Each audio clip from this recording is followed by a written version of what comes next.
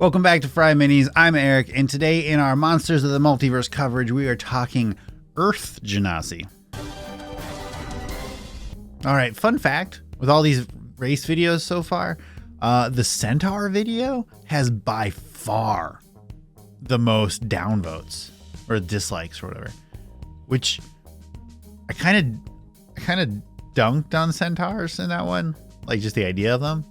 So I don't know if I angered horse people or if y'all just didn't like the video, which is of course fine, or if people don't like centaurs or what. It's just it's really shocking. It's really shocking. Most of the other videos have like 1 or 2 dislikes, and that one's got like a dozen. It's just mind-boggling. So I wonder if it was like shared to like a horse people community.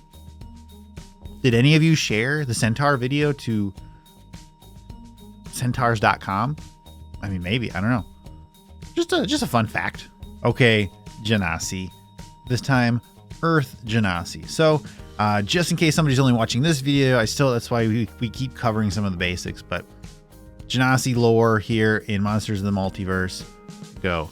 Tracing their ancestry to the genies of the elemental planes, each Genasi can tap into the power of one of the elements: air, earth, fire, and water. These are the 4 pillars of the material plane and the 4 types of Genasi. Some Genasi are direct descendants of a genie, while others were born to non-Genasi parents who live near a place suffused by a genie's magic. A typical Genasi has a lifespan of 120 years. So I know, like, we don't really talk about, at least in 5e, non-human, like half races, like half orc, half elf kind of thing. They're just like, that's just not a thing here. But what happens if a earth Genasi and a water Genasi create a little baby Genasi? Does one just like genetically overpower one, and then the baby is just one or the other? Or is there like a mud Genasi? That's why I like the flexibility here, and I don't like this locking it down to just those 4. Okay, Earth Genasi lore. Tracing their ancestry to Tao, the genies of the elemental plane of Earth Genasi inherit Tao's steadfast strength and control over Earth. An Earth Genasi's skin can be the color of stone and earth, or a human skin tone with glittering sparkles like gem dust. Love that. Some Earth Genasi have lines marking their skin like cracks, either showing glimmering gem-like veins or a dim yellowish glow. Earth Genasi hair can appear carved of stone or crystal or resemble strands of spun metal. So cool. And again, just like in the air, I'm probably gonna say it in the other 2, so buckle up. As much as I don't love the regular Genasi lore, I love these descriptions. So creative, so clever. You can have so much fun with things like this. Big fan. Okay, so again, just like all the other races, our same stat boosts. We're living 120 years now because we have a special call out. We're about the size of a human, common, and one other language, all the same stuff. Okay, looking at the Earth Genasi traits. You are a medium or small humanoid with a walking speed of 30 feet, and you have dark vision out to 60 feet. All right. Kind of standard here for what we're seeing with this Genasi, which is, I think, okay, fine. I mean, dark vision's great, and I do think too many races have dark vision, but dark vision also isn't as godlike as a lot of people make it out to be. So somewhere in the middle is where I land on dark vision. Earthwalk. You can move across difficult terrain without expending extra movement if you are using your walking speed on the ground or a floor. Okay, so this is a buff. Yes, before it was earth or stone only, but now we have the floor or the ground. So if you happen to be in a temple in the sky and you're walking on the floor tiles made out of wood, that still counts. Or if you're just walking out in a prairie, that works too. Now here's the thing. This difficult terrain really doesn't come up, in my experience, all that often. So yes, we have made a quality of life improvement. We have made this trait better without making it like crazy strong or anything. It's just we've eliminated minor annoyances. So this is a win. Merge with Stone. You know the Blade Ward cantrip. You can cast it as normal, and you can also cast it as a bonus action a number of times equal to your proficiency bonus, regaining all expended uses when you finish a long rest. Starting at 5th level, you can cast the Pass Without Trace spell with this trait without requiring material component. Once you cast that spell with this trait, you can't do so again until you finish a long rest.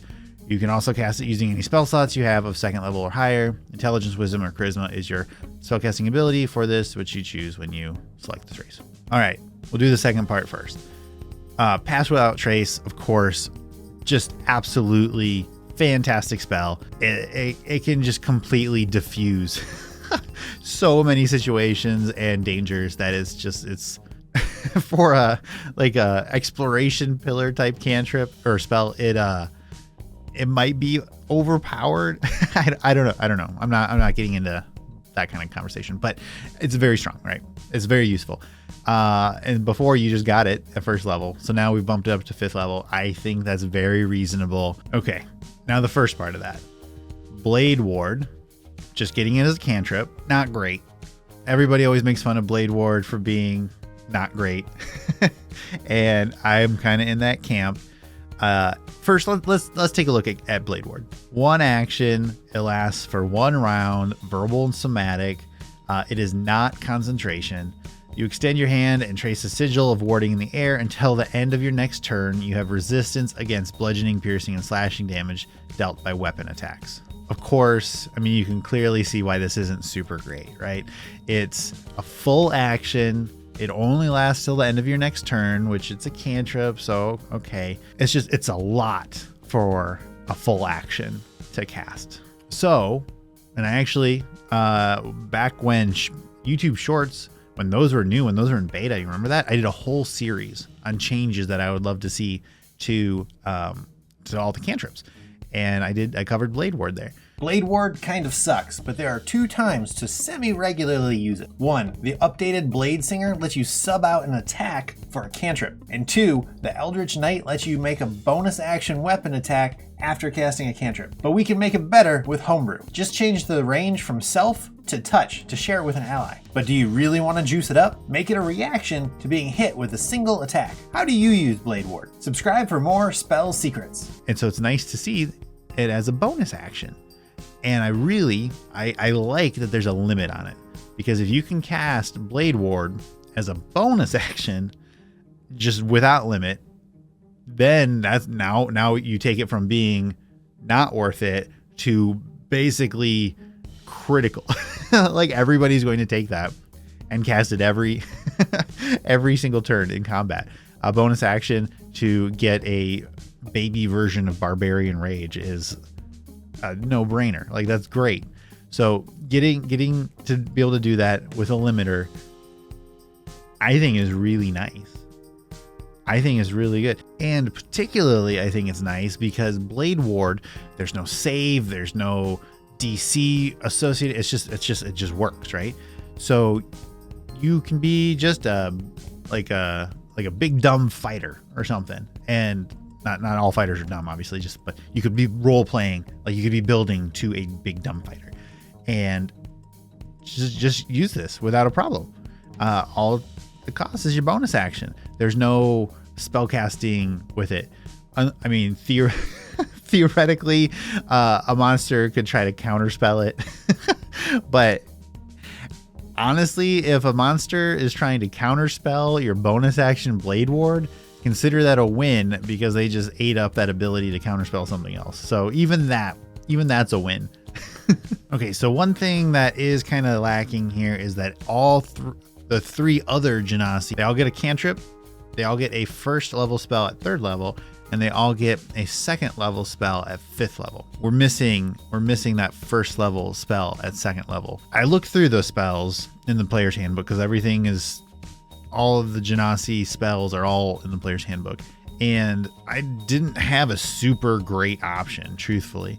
I think if we had gotten Entangle, that would have been good. Honestly, if we had gotten Goodberry, like that would have, I think, thematically that would have worked, but I think the internet would have exploded, giving it a race access to Goodberry.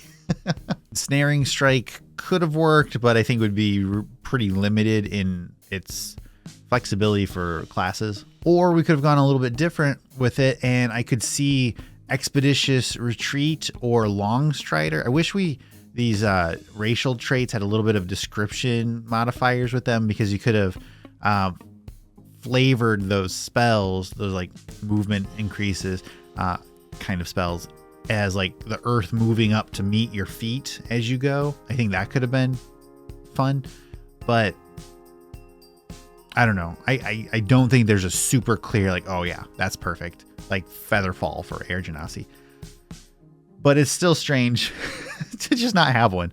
But overall, this is a big improvement. This is a huge improvement from the published version of Genasi. So yes, we have a big win, but there is a discrepancy between this Genasi and the 3 other Genasi. So what do you think? Blade Ward is a bonus action? We're missing a spell for first level? Tell me. I always love to hear feedback, but sometimes I really, really want to hear feedback. And this is a time that I really, really want to hear feedback. What do you think of Blade Ward? What do you think of possible first level spells from Player's Handbook that we could have given to the Earth Genasi? All right. Thanks for watching. Check us out, FryMinis.com. See you later.